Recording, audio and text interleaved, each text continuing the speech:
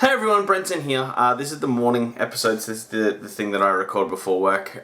This is what's going to be the new norm, especially on my new workout regime, where I get up at 6 a.m. But yeah, let's jump straight in. So, I had an interesting thought and started going through some teams because I was kind of like, yeah, I guess we're at the end of news and trades and whatnot happening. Just because all the signings, there's still a few fish out there, but it's starting to slow right down. So I thought, well, I'll go see who's an RFA still available, but I'm assuming the teams have managed that. They've got all the cap space and there will be no story here. I was wrong. Horrendously wrong. So I wanted to jump through some notable teams that have a fair bit to do in regards to, well, they're pretty much going to have to trade some players away to be able to make this work. So let's jump straight in. I'm in a Leafs jersey and we'll start with these guys just because... oh boy, they've got 1.4 left on the cap, roughly. Obviously, there's things that you can do with IR, but I don't think it's enough to be able to get Mikheyev and Dermott under the books. They're going to be some, especially Mikheyev. I feel like if that goes to arbitration, and same with Dermott, they can play hardball with both of these guys, but I feel like Dermott can definitely get a bit in arbitration. I don't know what they're going to do. I just feel like Toronto's not done yet. They still have another move that they're going to need to make this work. That's why I thought the Thornton thing was so bizarre.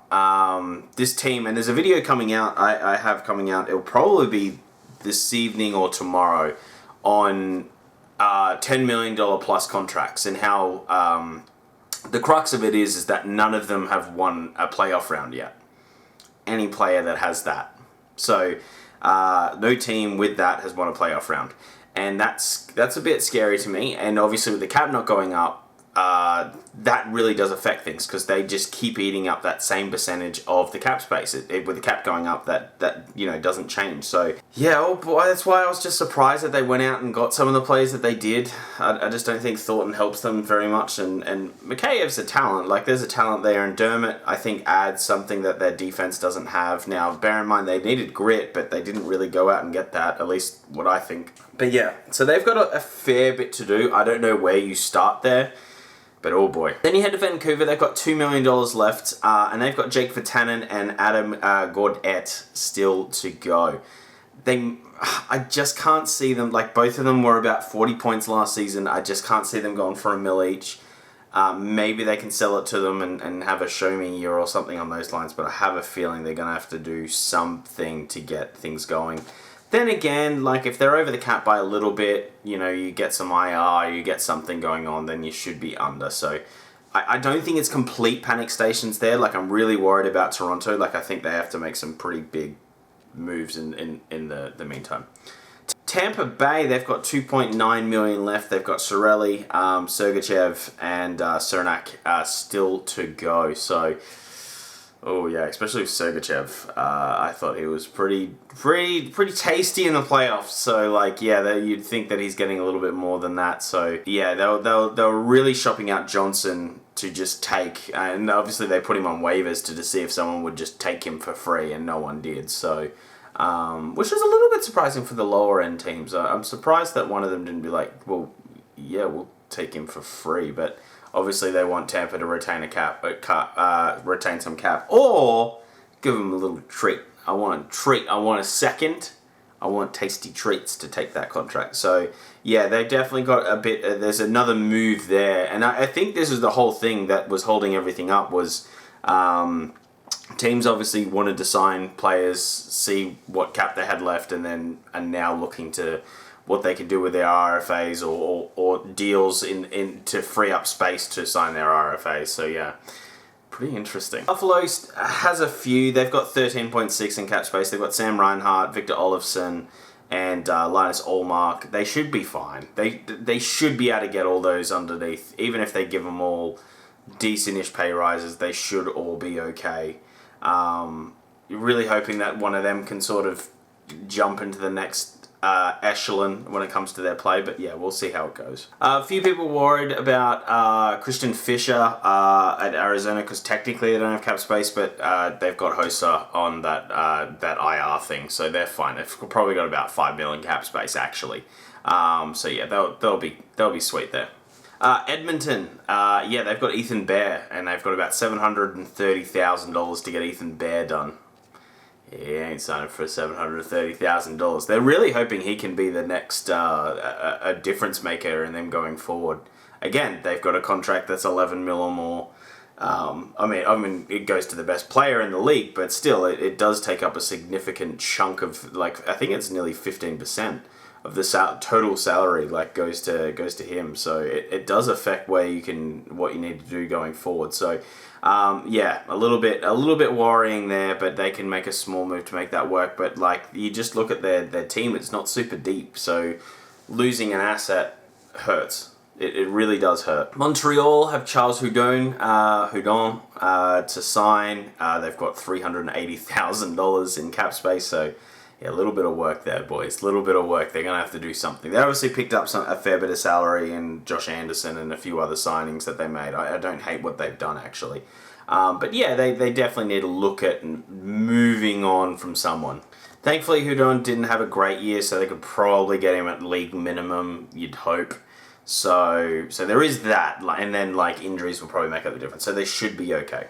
Then we move to the real tasty treat. This is where things really spice up here, and we go to the New York Islanders. They have $8.9 million left, which is a fair bit of money, but Barzell's up and Pullock's up. And Pullock had a coming out party this season, both in the regular season and in the playoffs. He was so good in the playoffs.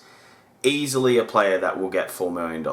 There's no way he doesn't. Now that might not be for a huge amount of term, or you might be able to sell him to go for cheaper, but league value is at least that. Like, I'm being generous here. He was really, really good.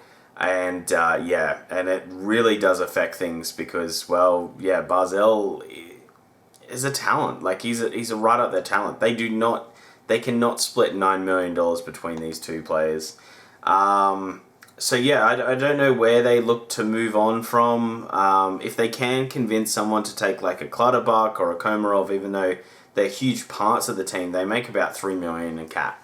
So if they can sort of jettison one of them out, that's a huge saving. That's a massive saving. I don't think you're getting rid of that lad contract anytime soon. So I don't think it's that there.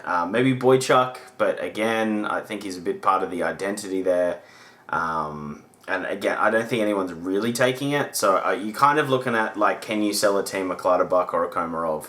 Save your $3 million, sign both of these guys, and then you're good to go. But yeah, it's just interesting.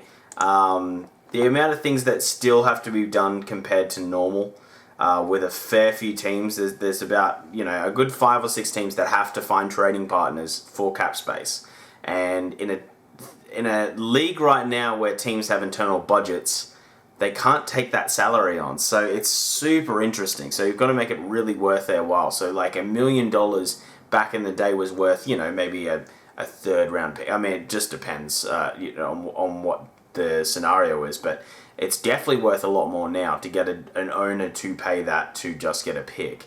Yeah, or you can get a player that will help your roster and get a pick, and that's the savvy thing with all this, and we're just not going to see that too often.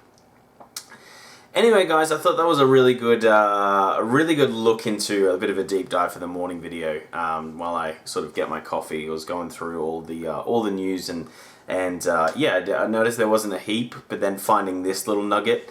And I found a few others too. Like, there's a few good videos coming out that I found that, like, I kind of looked online and no one's really talking about it. And I was like, oh yeah, more with the cap sort of space. And I've got one with free agency as well, that signing a big ticket item doesn't help you necessarily. So yeah, so it's interesting when you look back at the last decade, some of the trends that has happened, and yeah, a lot of it is like, if you want a Stanley Cup champion, yeah, you got to be bad for a few years and you got to get some good draft picks, and then you can build it up from there. But yeah, Anyway, guys, that is the whole video. If you did like this video, hit the like button. Otherwise, hit subscribe. It really does help us out. We're on 266 now.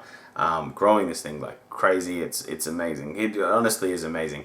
Comment down below. Are you worried about any of these teams not being able to sign one of these guys? Any moves that you can think of that can get some cap space going?